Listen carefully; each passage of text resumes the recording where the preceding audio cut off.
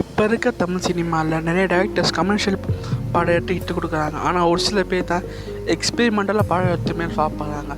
அப்படி ஒருத்தர் தான் டேரக்டர் பார்த்திபன். அவர் எடுத்து நடித்த ஒரு படம் தான் ஒத்த செருப்பு. இந்த படத்தோட பேருக்கு ஏற்ற மாதிரி இந்த படத்தில் வெறும் ஒரே ஒரு கேரக்டர் பேச மட்டும்தான் காட்டியிருப்பாங்க.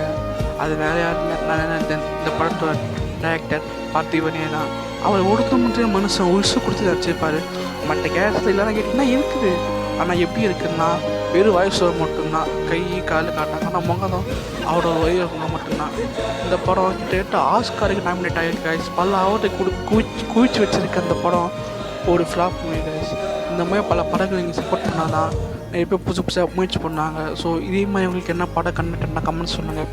Stay tuned for my next video. Love you guys, bye. அது இந்த கசாப்பு கடையில இந்த இளம் ஆட்டை வந்து உரிச்சு தொங்க விட்டுருப்பாங்க. கீழெல்லாம் பாத்தீங்கன்னா ஒரு 4-5 நாய்ங்க வந்து எலும்பு கிடைக்குமா சதை கிடைக்குமா தொங்க போட்டு இருக்கோம். அந்த மாதிரிதான் இந்த கிளப்ல இருக்கிற பொறுக்கி நாய்ங்கெல்லாம் என்னோட வறுமையை பயன்படுத்திக்கிட்டு ஒரு நாள் போய் பாக்குறேன். உஷா கையில வந்து ஒரு கையில மகேஷ், இன்னொரு கையில மொபைல். ஏதடி இதுன்னு கேக்குறேன். செக்ரட்டரியோட ஒய்ஃப் கொடுத்தாங்கண்ணா. எனக்கு வந்து அது நம்பும்படியா இல்ல. அப்புறம் தான் அரச பரசலா சொல்றாங்க செக்ரட்டரிக்கும் உஷாவுக்கும் தான் ஒரு மாதிரி அப்படின்னாங்க. எனக்கு அத உடனே கேட்க